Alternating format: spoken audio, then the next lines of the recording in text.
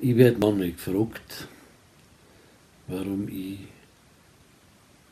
so oft in Mundart rede, im Internet und auch warum ich Mundartliedl geschrieben habe. Aber sollte man darauf wirklich antworten, wenn jemand in seiner Muttersprache redet und singt und dichtet, dann sollte das eigentlich das Selbstverständlichste der Welt sein. Nur das ist halt nicht. Wir sind seit bald 80 Jahren eine amerikanische Kolonie und die Besatzungsmacht hat halt alles da, um uns in unserem Denken zu verändern und alles Regionale und Herkömmliche als nationalistisch zu verunglimpfen, und ob das ist ein Krampf. Denn wie ich gelesen habe, war der Hitler alles andere als ein Regionalist. Im Gegenteil,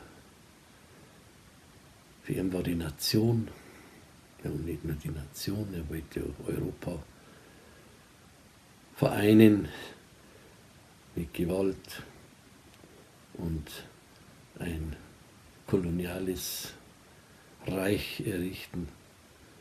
Regionalismus war dies, was er am allerwenigsten wollte.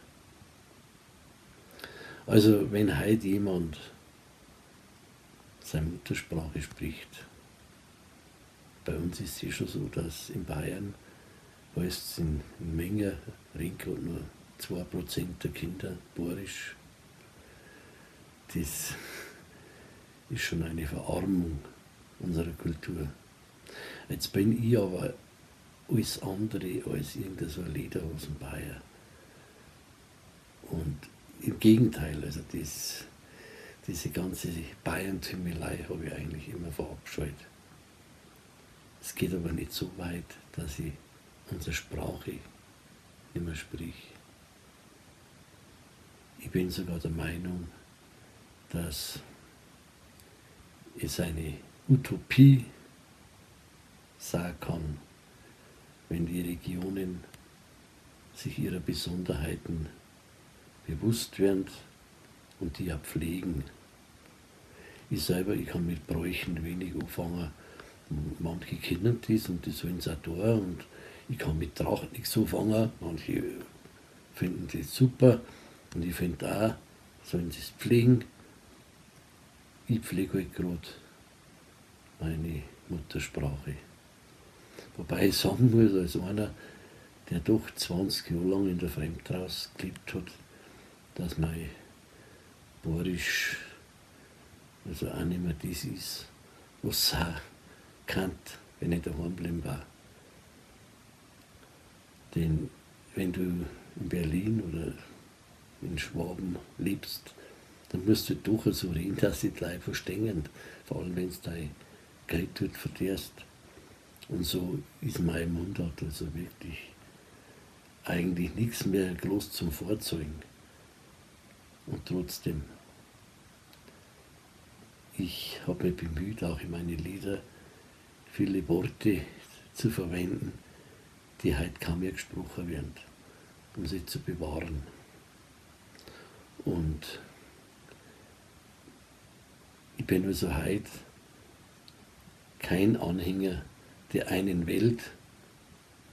Weltregierung, schon gar nicht, der globalisierten Welt, die alles gleich macht, die alle Grenzen niederreißt und in der es nur noch eine Kultur gibt, nämlich die Kultur des Kommerzes.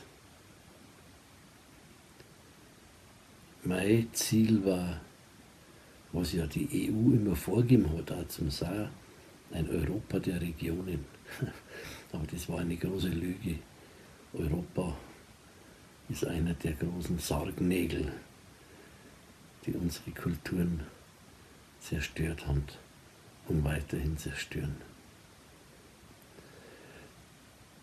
Ich bin jetzt nicht der große Kenner vom Leopold Kohr, bin also eigentlich nur durch den Hinweis von einem Nachbarn draufgekommen, der ihn gelesen hat. Ich habe ihn gar nicht kennt. Aber dieser Leopold Kohl mit seinem Small is Beautiful, der hat nach dem Krieg schon die richtige Idee gehabt. Ein Europa der Kantone, so ähnlich wie in der Schweiz. Und das schwebt mir halt auch vor, sich dem anzunähern, regionaler zu denken und regionaler zu handeln, regionaler zu wirtschaften. Das, glaube ich, braucht Welt und nicht eine Uniformiertheit, eine Welt, in der nur noch das Geld regiert und die Kulturen alle gleich gemacht sind. Ob sie rückgängig machen lässt, was die Alliierten mit uns angerichtet haben, denn wir sind mal alle kleine Amerikaner waren. Ich habe mit Donald Duck zum Lesen gelernt, angefangen. Und ich war Rockmusiker, wobei ich sagen muss, diese Rockmusik hat uns über beide Strecken schon ein Fenster geöffnet. Denn man kann nicht immer gerade das Alte machen und das immer wieder durchkauen. Leider hat sich die Rockmusik halt auch zum Populären hin, zum Kommerziellen hin ausgebreitet und entwickelt. Das ist sicher nicht das, was mir gefällt. Mir gefällt der alte Blues, mir gefällt vieles vom Jazz, vor allem der frei gespielte Jazz, die Sessions. Aber ich bin halt ein Kind meiner Zeit und das lässt sich nicht leugnen. Aber zumindest in der Sprache möchte ich Selbstbewusstsein zeugen und die auch unsere Kinder und Enkel weiter vermitteln. Das, glaube ich, ist ein gutes Ziel. Also das Gute an unserer Region bewahren und ein bisschen säubern von dem ganzen kommerziellen Mist und wieder ein bisschen mehr mir werden.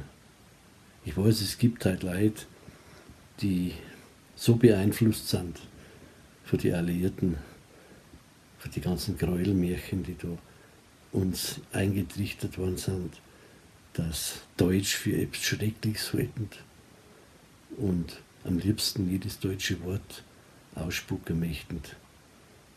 Aber denkt dran, der Hitler, der war 12 Jahre am Ruder und Deutschland und vor allem Bayern gibt es schon ein wenig länger. Und wir müssen uns nicht schauen, bei uns hat es schon sehr frühzeitig freisinnige Leute gegeben, intelligente Leute. Und Demokratie ist ganz sicher nichts Importiertes. Das hat es bei uns auch schon gegeben. Man braucht sich gut ein wenig bei unseren Denker kundig machen. Also ein Plädoyer für den Regionalismus, der das Gegenteil von Narzissmus ist. Denn nur ein Depp wird Menschen nach Rassen unterscheiden. Das ist auch etwas, was die Nazis vor die anderen übernommen haben. Etwa von den Engländern und von den Amerikanern. Und nicht umsonst haben so viele GIs dann in Amerika sich quergestellt, Martin Luther King und so weiter, den größeren Rassisten hat es also kaum gegeben wie in Amerika und in England. Und die haben gesehen, dass sie in Deutschland anständig behandelt worden sind. Als Gleiche unter Gleichen egal welche Hautfarbe das gehabt haben. Was ja in Amerika überhaupt nicht der Fall war. Also Kopf hoch für das, was unter dem Hitler passiert ist, können wir uns ruhig schauen. Aber wir sollten deswegen das Kind nicht mit dem Bade ausschütten und alles Gute vergessen. Also, vielen Dank.